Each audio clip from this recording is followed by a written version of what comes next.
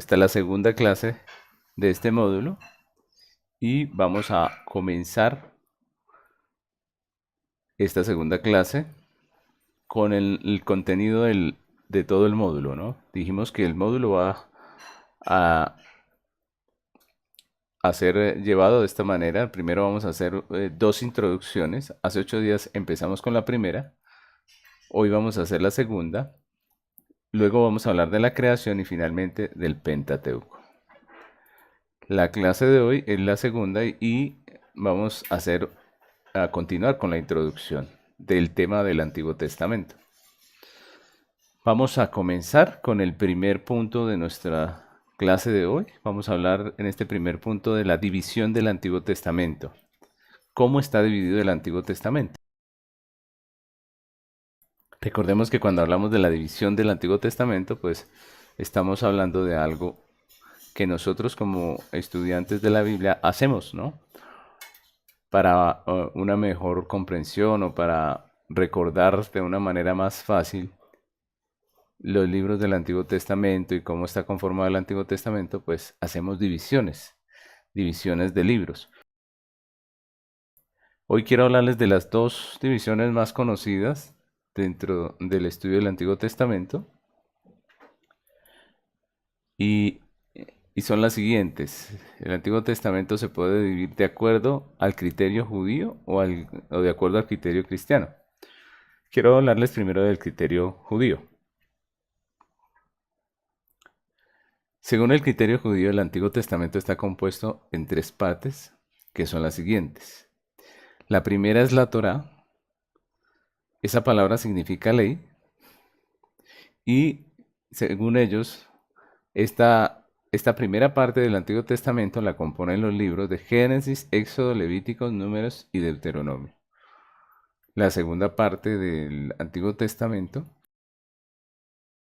vendría a llamarse en hebreo Nebim, que significa profetas o los profetas, ¿no? Y esos profetas se dividen en dos secciones, profetas primeros y profetas postreros. Los profetas primeros son Josué, Jueces, Primera de Samuel, Segunda de Samuel, Primera de Reyes, Segunda de Reyes. Los profetas postreros son Isaías, Jeremías, Ezequiel, Oseas, Joel, Amós, Abdías, Jonás, Miqueas, Nahum, Habacuc, Sofonías, Ageo, Zacarías y Malaquías. La tercera clasificación se llama en hebreo Ketubim, que significa escritos, que comprenden los libros de Salmos, Proverbios, Job, Cantar de los Cantares, Ruth, Lamentaciones, Eclesiastés, Esther, Daniel, Esdras, Nehemías, Crónicas, Primera de Crónicas y Segunda de Crónicas. Entonces, como podemos ver, la división que ellos hacen es muy diferente a la nuestra. La división que ellos tienen pues no es igual a lo que nosotros encontramos en las Biblias de hoy. Y yo quiero mostrarles el segundo criterio, que es el criterio cristiano. Para los cristianos, el Antiguo Testamento se divide de acuerdo a lo que estamos viendo allí en nuestra diapositiva. La división y orden de acuerdo al criterio cristiano clásico sería la siguiente. Primero, el Pentateuco, que lo conforman los libros de Génesis, Éxodo, Levíticos, Números y Deuteronomio, que es la parte que viene a ser para los judíos la ley o la Torá, ¿cierto? Son esos 5 libros escritos por Moisés. La segunda clasificación allí sería los libros históricos, que son Josué, Jueces, Ruth, Samuel, Segunda de Samuel, Primera de Reyes, Segunda de Reyes, Primera de Crónicas, Segunda de Crónicas, Esdras, Nehemías y Esther. El tercer punto en esta clasificación son los libros sapienciales o poéticos, que están conformados por Job, Salmos, Proverbios, Eclesiastés, Cantar de los Cantares. Luego sigue los profetas mayores, que son Isaías, Jeremías, Lamentaciones, Ezequiel y Daniel. Y finalmente los profetas mayores, que son Oseas, Joel, Amós, Abdías, Jonás, Miqueas, Nahum, Habacuc, Sofonías, Ageo, Zacarías y Malaquías. Entonces, miremos cómo hay dos criterios que son diferentes, pero en sí son los mismos libros para tanto para los judíos como para los cristianos, ¿no? Y cabe hacer algunas aclaraciones acerca de este orden, ¿no? Hay que mirar que nosotros designamos los libros históricos no porque digamos nosotros que tienen solamente un valor histórico, sino que en el relato, el objetivo principal es narrar una historia, por eso le llamamos históricos, ¿no? Obviamente que tienen más que solamente valor histórico. Y cuando hablamos de los profetas, decimos que los profetas se dividen en mayores y menores, no porque los mayores tengan más importancia que los menores, sino porque la extensión de sus escritos es mayor que la de los otros profetas. Entonces, eso también es importante aclararlo, ¿no? En esta introducción del Antiguo Testamento, obviamente vamos a seguir el orden según el criterio cristiano. Entonces, esa es la división del Antiguo Testamento. Vamos a pasar a nuestro segundo punto de la clase de hoy, que se titula Materiales, y vamos a hablar precisamente de los materiales en que fueron escritos los originales del Antiguo Testamento. Entonces vamos a ver esos materiales. Primeramente podemos hablar del papiro. El papiro era un material que se producía de la planta denominada papiro. Esa caña crecía en los lugares poco profundos de los lagos y ríos de Egipto y Siria. Entonces por eso podemos ver que en la historia se habla mucho del papiro con relación a Egipto, ¿no? Allá era que crecía esta caña y los egipcios fueron hábiles para el trabajo de esta caña y para la elaboración de este material llamado papiro. Era el material para escribir más común en la antigüedad e incluso se usó un par de siglos después de Cristo, imagínense ustedes. Era el más habitual en tiempos antiguos, el papiro. Ese fue uno de los materiales en que fue escrito el Antiguo Testamento. También se usó el pergamino, que es el segundo material que encontramos aquí. Y cuando hablamos de pergamino, de esa palabra pergamino, pues estamos hablando de una palabra que proviene del nombre de una ciudad de Asia Menor que se llamaba Pérgamo. Y tiene que ver con que este material se producía allí, en esa ciudad, ¿no? La producción de ese material era de allí. Durante un gran tiempo, el- la producción de pergamino fue exclusiva de allí, entonces por eso se usó ese nombre para este material, ¿no? La materia prima para el pergamino eran pieles curtidas de ovejas, cabras, antílopes y otros animales. Y lo que se hacía para volverlo un material para escritura era que se le quitaba el pelo y se le trataba con cepillos para producir un material bueno y duradero para la escritura. Entonces, ese es otro material en que también encontramos escritos del Antiguo Testamento. Otro material que fue usado en la escritura del Antiguo Testamento fue la vitela. La vitela. Y pues ese material era el cuero de ternero. Era común que se teñiera de color púrpura y como vemos en algunos de los manuscritos conservados hasta hoy, ese era el tinte de este material, ¿no? Un poco rojizo. Y ese fue otro de los materiales usados en la antigüedad para escribir el Antiguo Testamento. Esos son los tres materiales primarios en los que se escribió el Antiguo Testamento. Obviamente podemos hablar de otros, sin embargo, los más comunes fueron esos. También podríamos hablar de materiales como la ostraca, que era alfarería.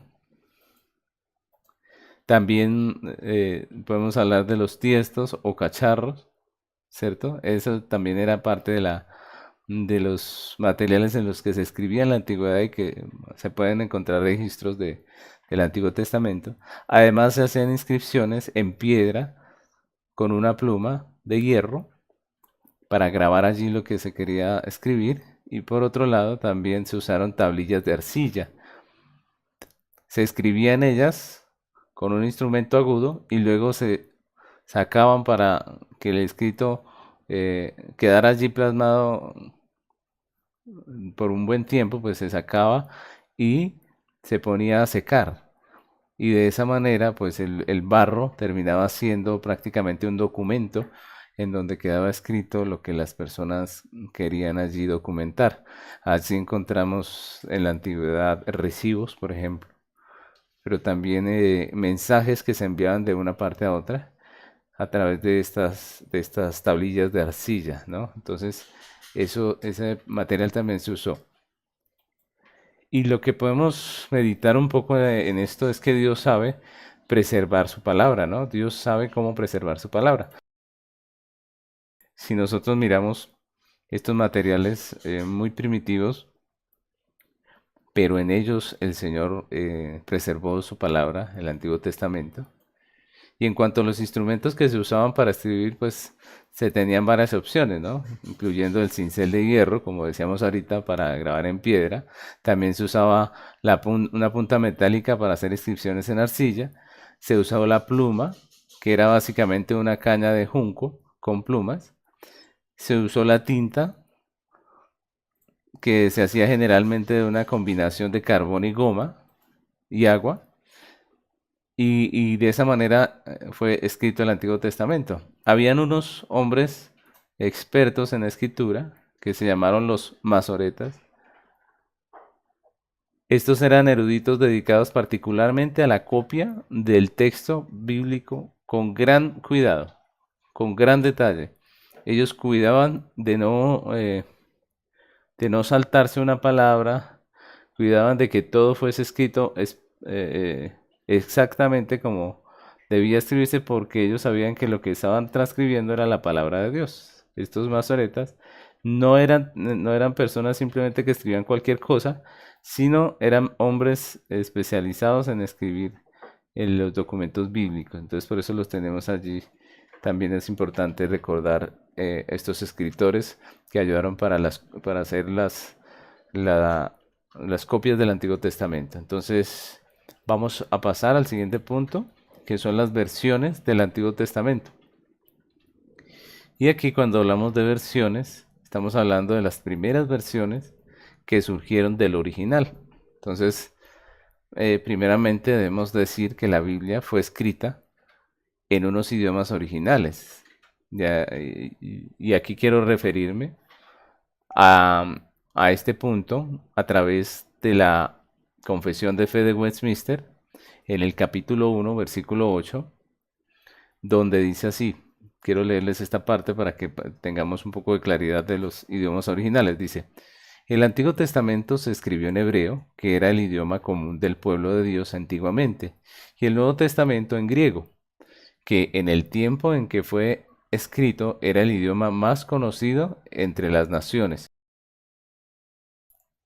En aquellas lenguas fueron inspirados directamente por Dios y guardados puros en todos los siglos por su cuidado y providencia especiales, y por eso son auténticos. Están hablando de los originales, ¿no?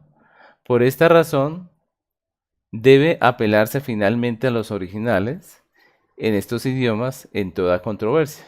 Como estos idiomas originales no se conocen por todo el pueblo de Dios, el cual tiene derecho de poseer las escrituras y gran interés en ellas, a las que según el mandamiento debe leer y escudriñar en el temor de Dios. Por lo tanto, la Biblia debe ser traducida a la lengua vulgar de toda nación, a donde sea llevada, para que, morando abundantemente la palabra de Dios en todos, puedan adorar a Dios de una manera aceptable, y para que por la paciencia y la consolación de las Escrituras tengan esperanza. Entonces miren la importancia de lo que nos está diciendo la confesión en cuanto a la Biblia, ¿no? a la escritura original, ¿no? Se está hablando allí que, de que el Antiguo Testamento fue escrito en hebreo, que era el idioma común del pueblo, ¿no? Esto es muy importante porque Dios siempre ha querido que todos podamos acceder a la escritura. Entonces el idioma común del pueblo era el hebreo en ese tiempo y fue escrita en ese idioma. Y también nos dice que esos originales fueron inspirados por Dios, que en toda controversia, por eso se debe ir al original, por eso los pastores estudiamos la Biblia yendo a los originales, a los idiomas originales, ¿cierto? Si bien no toda persona que estudia, no todo pastor o estudiante de las escrituras debe saber griego y hebreo, no, eso no es necesario. Sí debemos considerar que esos idiomas originales fueron en los que Dios inspiró su palabra y por eso debemos ir a las palabras originales. Entonces, cuando estudiamos el Antiguo Testamento, por ejemplo, son de gran ayuda los libros que nos traducen estas palabras originales, ¿no? Los diccionarios, la Biblia Strong, por ejemplo, en donde podemos ir a la palabra original escrita en la Biblia en hebreo, ¿cierto? Y analizar lo que realmente quería decir esta palabra dentro de su contexto. Entonces, eso es importante también, ¿no? Entonces, allí lo dejan. Y también en la confesión de fe se encarga de decir la importancia o de resaltar la importancia de la traducción de estos idiomas originales, ¿cierto?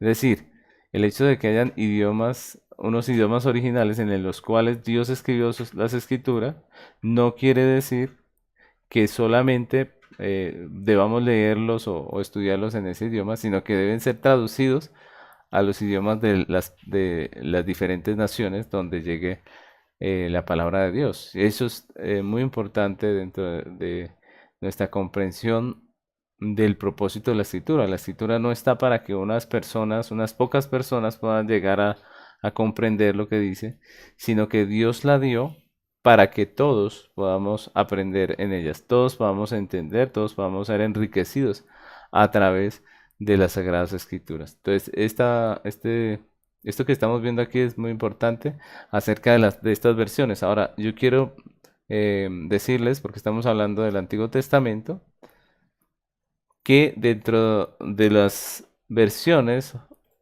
que se hicieron al comienzo del Antiguo Testamento tenemos dos que son muy importantes. La primera es la Septuaginta.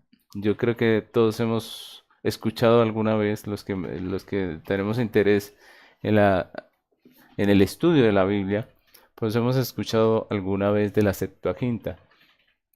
¿Qué fue esa Biblia? ¿Qué fue esa traducción? Pues fue la traducción griega del Antiguo Testamento que empezó a circular en Egipto en los días de Ptolomeo Filadelfo. Recordemos que en Egipto habían muchos judíos y los judíos quisieron la versión en el idioma que ellos tenían allá, que era el griego, y por eso se hizo esta traducción, ¿no? Esta versión no fue usada solamente por los judíos de habla griega, sino que también fue adoptada por la iglesia cristiana, ¿no? Muy probablemente Pablo y los apóstoles usaron el Antiguo Testamento griego al apoyar sus afirmaciones de que Jesús era el Mesías. Los textos que encontramos allí citados dan fe de que muy seguramente lo que ellos tenían era la traducción de la Septuaginta. La otra versión que es importante en la historia es la traducción latina que se llamó la Vulgata, ¿no? La Vulgata es una traducción de la Biblia hebrea y griega al latín, realizada a finales del siglo IV, en el 382 después de Cristo, por Jerónimo de Estridón, cuando el latín sustituyó al griego. Recordemos que eso tenía que ver con las conquistas. Primero conquistaron los griegos, luego conquistaron los romanos. Cuando hubo ese cambio, fue necesaria una Biblia traducida al latín. Y pues ellos lo que hicieron fue traducirla a ese idioma que llegó a ser el idioma común del pueblo.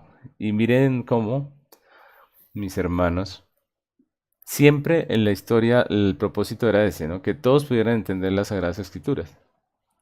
Fue encargada por Dionisio I, que era obispo de Roma, 2 años antes de su muerte.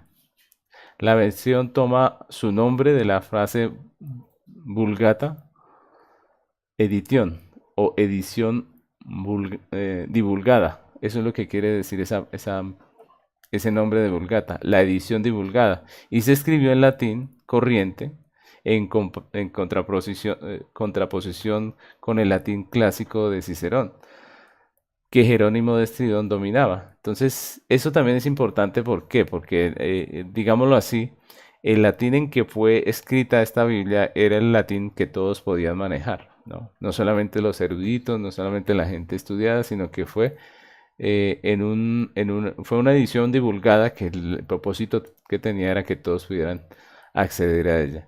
El objeto de la Vulgata era ser más fácil de entender y más exacta. Entonces, esas son las dos versiones del Antiguo Testamento que son importantes, ¿no? Nosotros vamos a ver, siempre que estudiamos las Escrituras, vamos a tener que ver con la Septuaginta o con la Vulgata, y ya sabemos que son versiones del Antiguo Testamento. Lo cuarto que vamos a ver vamos a hablar hoy acerca del estudio del Antiguo Testamento, ¿no? Del estudio del Antiguo Testamento, y esto es muy importante porque la idea es que nosotros podamos poner en práctica esto que estamos haciendo aquí, ¿no? Estamos aprendiendo acerca del Antiguo Testamento y la idea es que usted lo pueda estudiar, ¿no? Que podamos sentir ese deseo, ese interés de acercarnos a las Escrituras, de meditar en ellas y de ser edificados a través de ellas, ¿no? Lo importante de este estudio no es solamente aprender y conocer acerca del tema, sino poder también ponerlo en práctica. Que nosotros podamos sacar un tiempo diariamente, no solamente para leer la escritura, sino para estudiarla también, ¿cierto? Qué bueno que nosotros mostremos ese interés como creyentes en el estudio del Antiguo Testamento.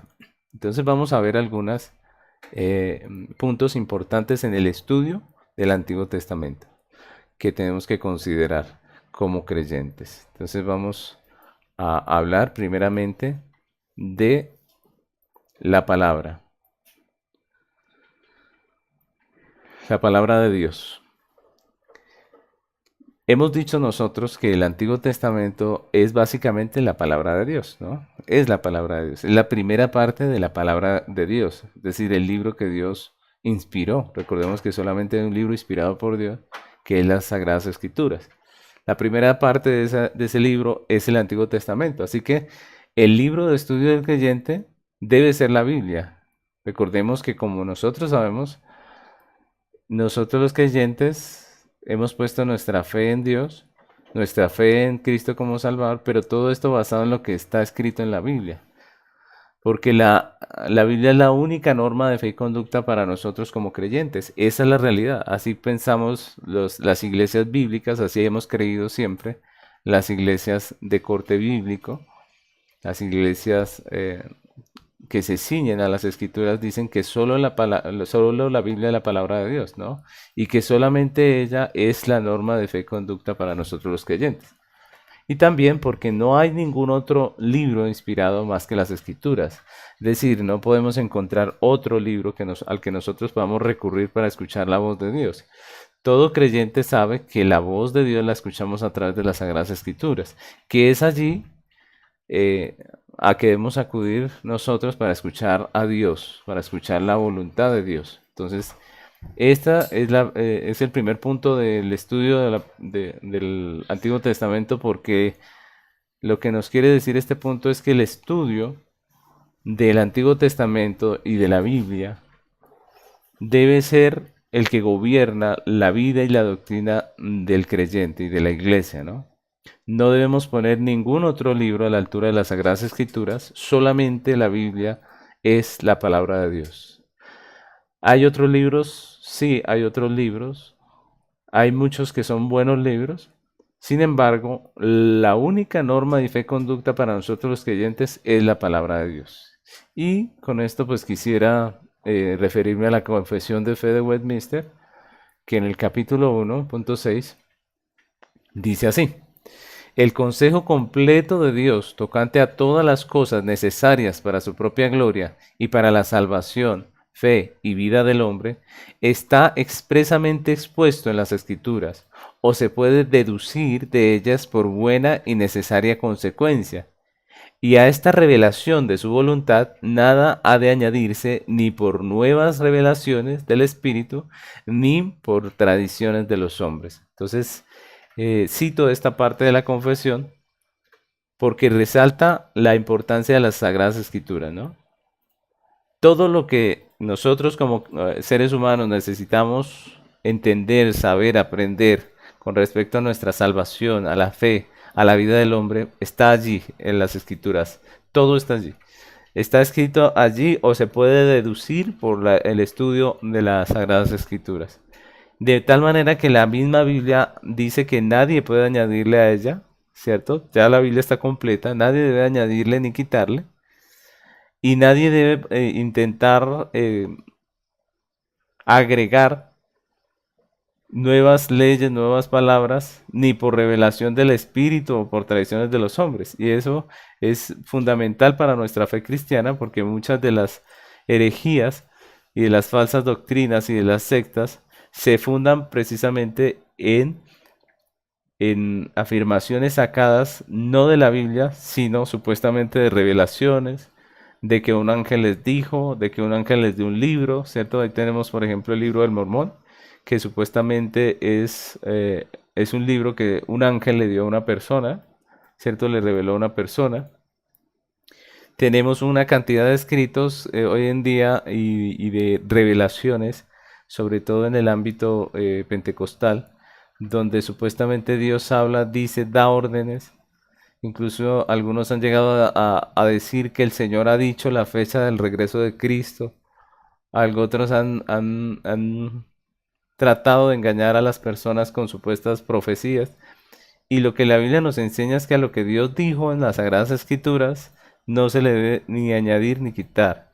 Lo que en las iglesias debemos enseñar es las Sagradas Escrituras.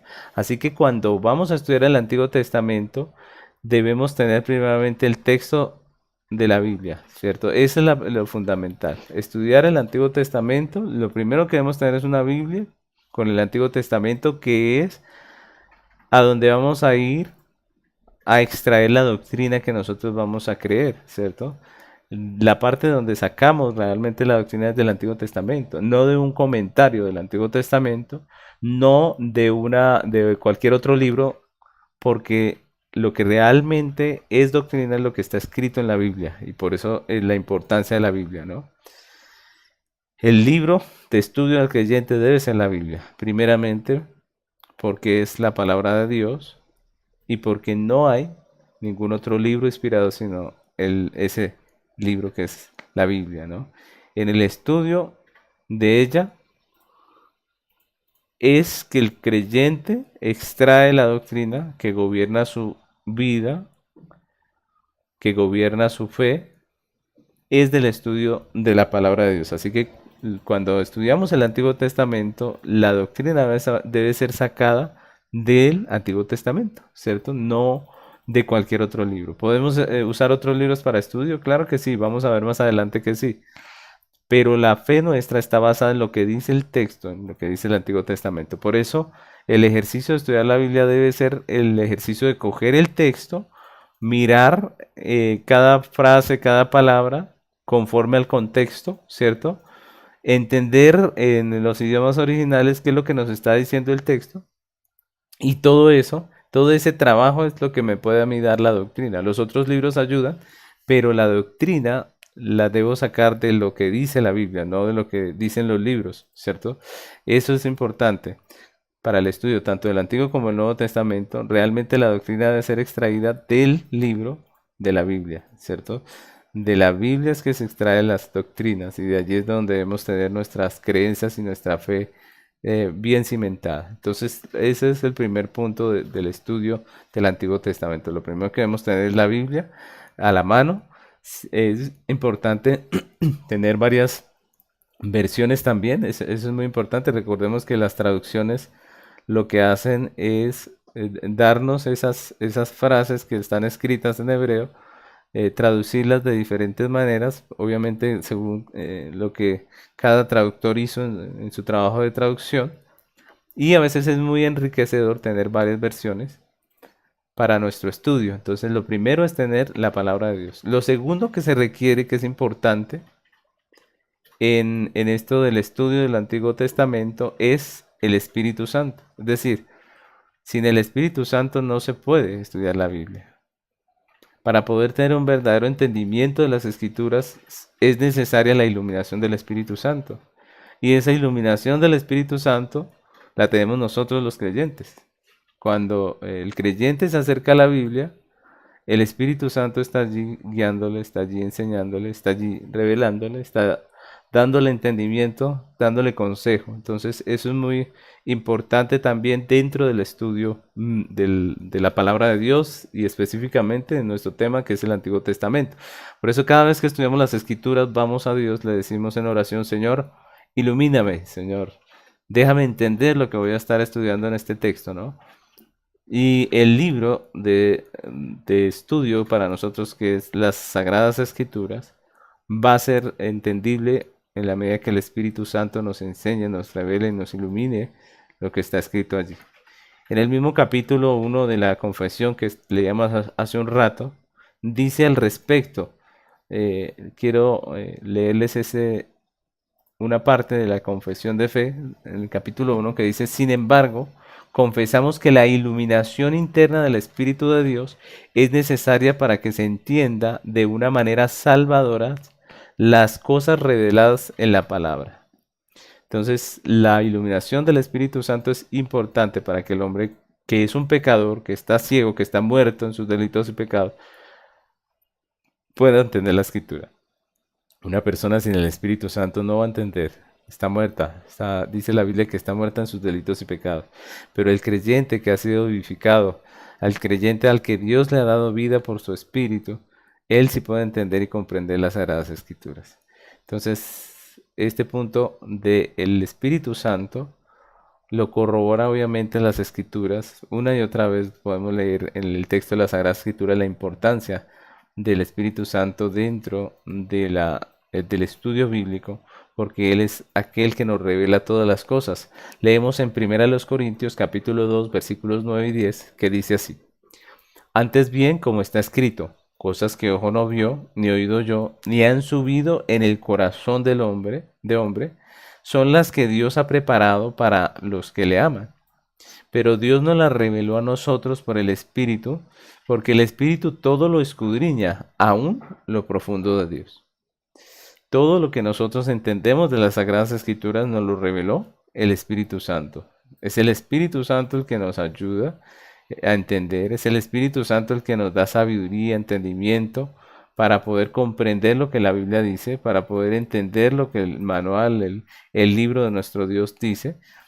Sin la ayuda, sin la iluminación del Espíritu Santo, sencillamente no entenderíamos de la manera correcta las Sagradas Escrituras. Entonces, por eso también este punto es importante dentro del estudio del Antiguo Testamento. Y finalmente quisiera hablarles de las ayudas. Hay algunas ayudas que podemos utilizar para el estudio del Antiguo Testamento. Y pues aunque ya dijimos que no debemos poner ningún otro libro a la altura de las Sagradas Escrituras, y que solamente ella es la palabra de Dios, y que es de allí que nosotros debemos sacar la doctrina que va a dirigir nuestra vida y nuestra enseñanza, no podemos decir que esto signifique que los libros no sirvan, ¿no? Eso no quiere decir que no necesitemos otros libros para estudiar las escrituras. Al contrario, hay libros que son muy útiles al momento de estudiar la Biblia y especialmente cuando hablamos del Antiguo Testamento. Entonces, esto también lo debemos tener en cuenta, mis hermanos, porque hay personas que prácticamente satanizan el uso de cualquier otro texto dentro del estudio de la Biblia. Y de eso no se trata, porque los libros de ayuda son importantes también para nosotros, los creyentes, dentro del estudio de la palabra de Dios. Entonces, ¿por qué son importantes? Alguno podría decir, ¿por qué es importante tener libros que nos ayuden dentro del estudio del Antiguo Testamento? Pues quiero contestar esta pregunta otra vez citando la Confesión de Fe. La Confesión de Fe en el capítulo 1, versículo 7, dice así. Capítulo 1.7, perdónenme. Dice, las cosas contenidas en las Escrituras no todas son igualmente claras, ni se entienden con la misma facilidad por todos. Sin embargo, las cosas que necesariamente deben saberse, creerse y guardarse para conseguir la salvación, se proponen y declaran en uno u otro lugar de las Escrituras, de tal manera que no solo los eruditos, sino aun los que no lo son, pueden adquirir un conocimiento suficiente de tales cosas por el debido uso de los medios ordinarios. Y lo que la confesión está diciendo aquí es que la Biblia enseña con claridad lo que es necesario para la salvación de cada persona, ¿no? Entonces, de esta manera podemos decir que cualquiera que lee la Biblia, pues puede entender el mensaje esencial de redención. Es decir, nadie puede decir que la Biblia está tan difícil de entender que él no pudo comprender el mensaje de salvación. No, las cosas esenciales para la salvación están escritas de manera clara. Nosotros leemos en la Biblia el mensaje de Jesús y de los apóstoles acerca de la fe en el Señor Jesucristo y del arrepentimiento para vida. Eso está claro. Una y otra vez vemos a Dios condenando el pecado, Dios hablando del juicio para los pecadores. Es decir, todas esas cosas son claras. Y lo que la confesión está diciendo es eso, que la escritura viene muy clara en cuanto a qué es lo que las personas deben creer, ¿no? Eso es lo primero que nos deja ver esta parte de las escrituras. Sin embargo, perdóneme, de la confesión. Sin embargo, hay temas, y esto también lo dice allí en nuestra confesión, hay temas que requieren estudio para una mejor comprensión. Y ahí es que encontramos muy útiles otros materiales que nos ayudan en el estudio de la palabra, ¿no? Las cosas básicas para la fe están totalmente claras, pero hay muchas cosas en las escrituras que requieren de un estudio más profundo. Y por eso, en ese sentido, pues hay algunos libros que nos ayudan mucho en la comprensión de aquellas cosas que debemos estudiar más profundamente. Ahora, la pregunta es, ¿qué libros son importantes? Y eso es muy, muy importante comprenderlo, ya que estamos hablando del estudio del Antiguo Testamento. Los libros importantes dentro del estudio no son ni novelas, no son ni escritos que hablen de la opinión de este o de aquel. No, los libros que podemos usar y que son importantes dentro del estudio de la Biblia y del Antiguo Testamento son diccionarios bíblicos, ¿cierto? Concordancias, Biblias interlineales, comentarios, diferentes versiones de las Sagradas Escrituras. Esos son los libros que realmente usamos para el estudio bíblico, ¿no? Son libros que son herramientas para nosotros estudiar de una manera más profunda las Escrituras. Notemos que no son libros de teología, sino más bien son libros que nos ayudan a encontrar con más claridad la interpretación correcta de los textos. Toda la Escritura fue dada en un contexto completamente diferente al nuestro, por eso es que es importante estos libros para nosotros. Por eso es que es importante que nosotros acudamos a esos materiales, ¿no? Entonces, toda la Biblia fue dada en un contexto completamente diferente al nuestro, y de ahí que para aprender las Escrituras debemos entender sus diferentes contextos, ¿no? ¿En qué contexto fue escrito el libro de Génesis? ¿En qué contexto fue escrito el libro de Éxodo? ¿Cierto? Hay muchas cosas que nosotros no entendemos. Alguno dirá, bueno, ¿qué es el contexto? El contexto es simplemente aquello que rodea el texto, ¿cierto? Las circunstancias, la cultura, la situación política, muchas cosas que rodeaban tanto la historia que se está contando como el tiempo específico en el que se desarrolló el texto. Entonces, eso es muy importante y por eso son importantes los contextos de la escritura. ¿Cuáles contextos? Por ejemplo, el contexto cultural, ¿cierto? cómo se estaba viviendo en ese tiempo culturalmente. Hay cosas que en la Biblia no entendemos si no entendemos la cultura en que se desenvolvían las personas que están allí en medio de esa historia, ¿cierto? Contexto cultural, pero también hablamos del contexto social, del contexto histórico. Ahí habían hechos importantes de la historia que rodeaban el texto y que daban mucho sentido a lo que se está diciendo en el texto. También podemos hablar del contexto político y la Biblia se encarga ella misma de ponernos en todos estos contextos y decirnos, y por eso es importante nosotros estudiar un poco más profundamente todos estos contextos. Ustedes ven, por ejemplo, que la Biblia dice en el año en que murió el rey Usías, dice en Isaías, ¿cierto? Es decir, Dios sí se ocupa de poner un contexto histórico, ¿cierto? Él sí se ocupa de estas cosas y por eso es importante que nosotros manejemos también toda esta clase de libros que nos ayudan dentro del estudio del Antiguo Testamento. El contexto es muy importante para deducir lo que Dios realmente nos quiere decir o comunicar en el texto, ¿no? Por ejemplo, quiero hablarles de algunos descubrimientos que se han hecho en medio de la historia que han sido fundamentales y que hoy alimentan algunos libros, algunos diccionarios, algunos comentarios, porque son hechos relevantes dentro del deseo nuestro de conocer lo que la escritura dice. Por ejemplo, en el año 1922, un arqueólogo británico que se llamaba Charles Woolley hizo unas excavaciones. Él era de estos que pedían un permiso especial de la nación y ponían allí gente y realizaban estas excavaciones arqueológicas y resulta que allí en Ur de los Caldeos, en el Ur del que Génesis nos habla, en esa zona encontraron 20.000 tablillas de arcilla escritas con mucha información cultural y social de las culturas que predominaban en ese territorio en el tiempo de los patriarcas. Recordemos que esas tablillas de arcilla son los materiales en los que se escribía en ese tiempo, ¿no? Entonces, el tiempo de Abraham, el tiempo de Isaac, de Jacob, de ese tiempo se encontró mucha información, tanto cultural como social, en medio de esas tablillas de arcilla escritas allí. Y eso pues obviamente enriquece nuestra labor como teólogos, como estudiantes de la Biblia, para entender un poco lo que ocurría dentro de esas culturas, ¿no?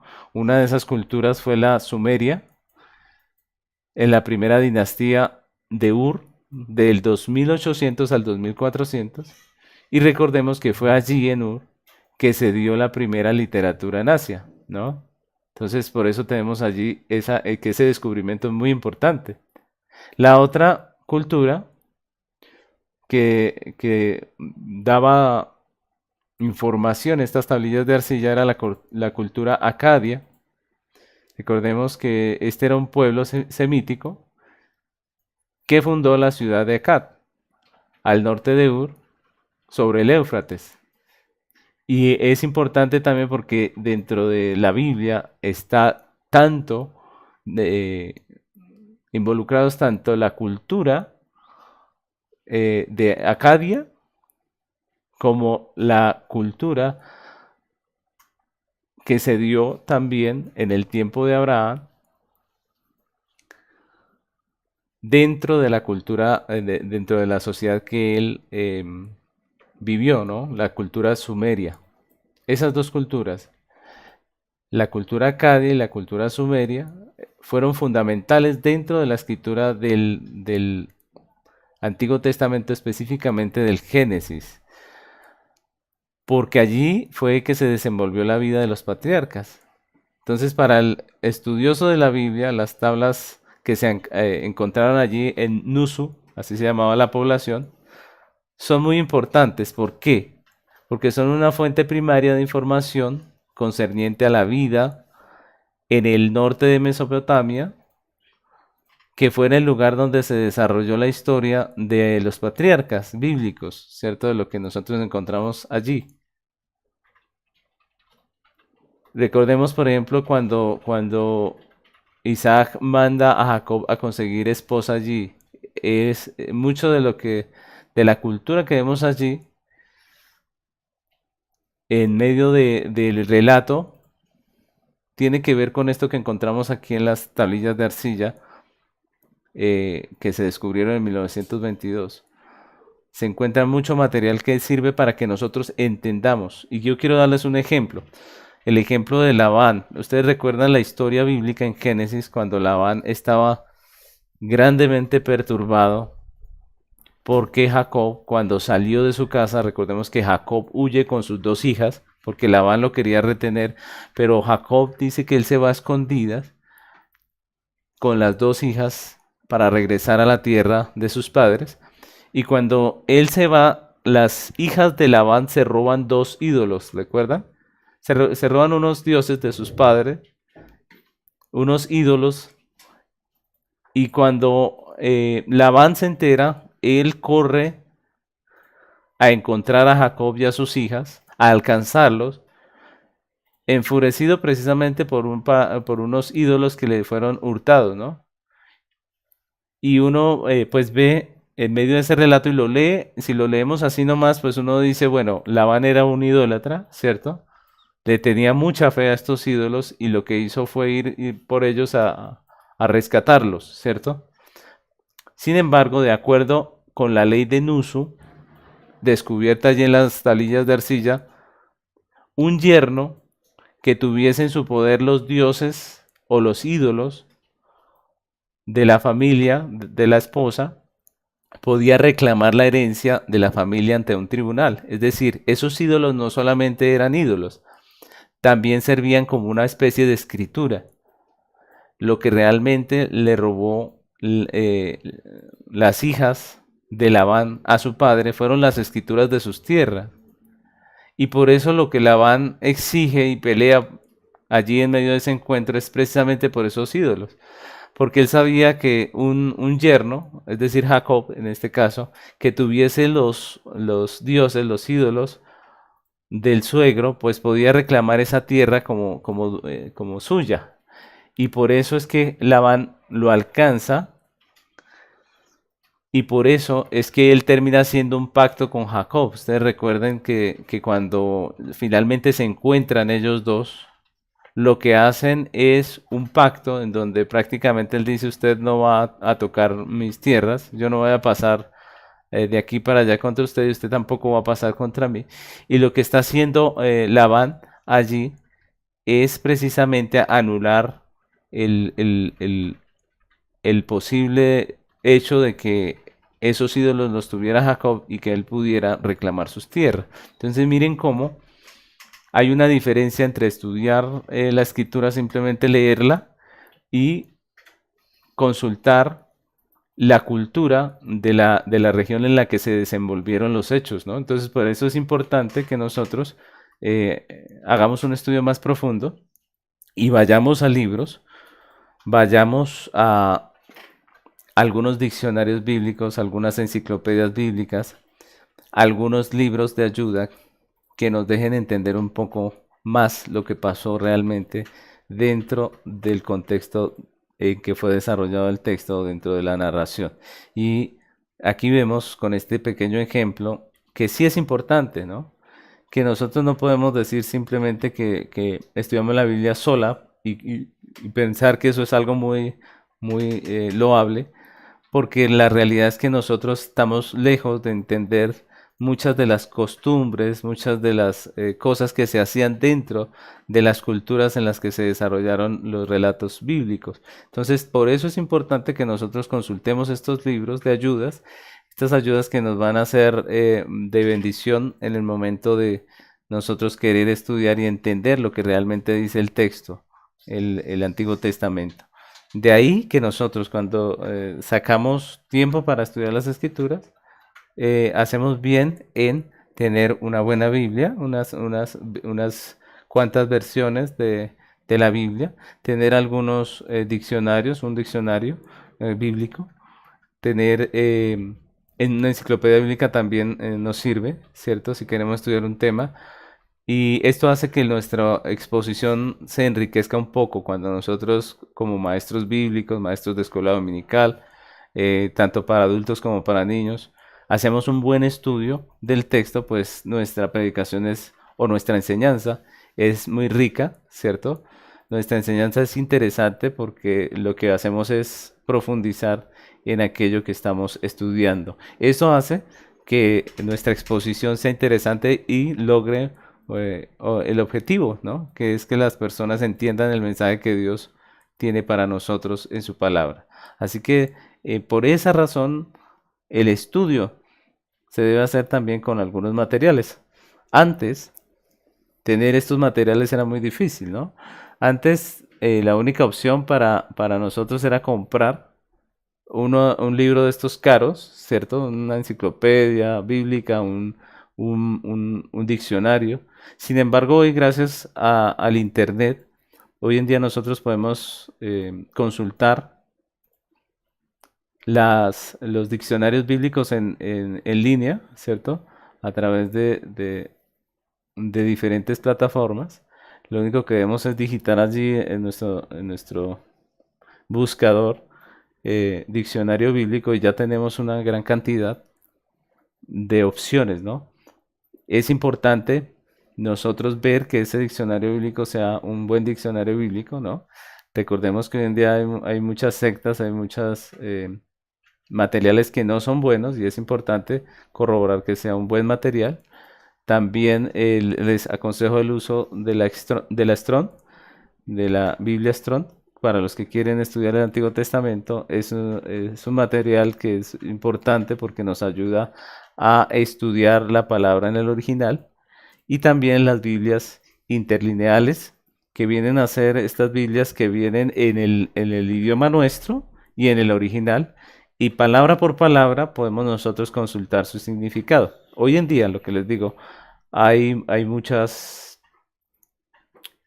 formas de estudiar, hay mucho material que nosotros podemos consultar sin necesidad de comprar un libro, de pronto que no tengamos los recursos para conseguirlo, pues lo que tenemos son recursos en Internet. Entonces les animo a que consigan un buen material, les animo a que puedan también empezar a estudiar el Antiguo Testamento. En esto del estudio de la Biblia, yo quiero animarles porque muchas veces uno dice, bueno, yo no tengo tiempo para eso, ¿cierto? Yo trabajo y hago esto y hago aquello y no tengo tiempo para dedicarme al estudio de la Biblia. Pues si nosotros vamos a estudiar un capítulo entero de la Biblia, pues obviamente que el tiempo tal vez no nos alcance. Pero si nosotros nos dedicamos a estudiar algunos versículos, si nosotros apartamos un tiempo diario o semanal para hacer pequeños estudios, pues esto nos va a enriquecer como personas, como creyentes, nos va a dar agilidad en nuestra manera de comprender las escrituras y nos va a enriquecer mucho como personas. Y si usted está llamado a enseñar, ya sea en la escuela dominical, para niños, en la escuela dominical para adultos, ¿cierto? Si usted dicta alguna clase de teología, si usted hace parte de un colegio en donde dicta teología, pues obviamente usted debe sacar tiempo para escudriñar las escrituras, para hacer su trabajo bien hecho. Así que les animo, mis hermanos, a que empecemos a estudiar el Antiguo Testamento. Si Dios nos permite, en la próxima clase vamos a adentrarnos en el estudio panorámico del Antiguo Testamento. Obviamente, por cuestiones de tiempo no podemos hacer un estudio minucioso de cada parte del Antiguo Testamento o de cada libro, pero lo que vamos a hacer es un estudio panorámico donde vamos a recorrer básicamente lo que es el Antiguo Testamento y mirar lo que el Señor nos quiere enseñar a través de ese precioso libro. Ahora, yo quiero terminar diciéndoles que en la próxima clase vamos a empezar hablando de la creación y de la importancia del creacionismo bíblico. Así que esa clase próxima es muy importante, sobre todo porque hoy en día se ha querido socavar esos fundamentos de la fe cristiana. Y lo que vamos a ver de hoy en 8 días es la importancia de la doctrina de la creación. Así que Los invito a que en la próxima clase estemos atentos y nos podamos edificar juntos para la gloria de nuestro Dios. Que el Señor les bendiga.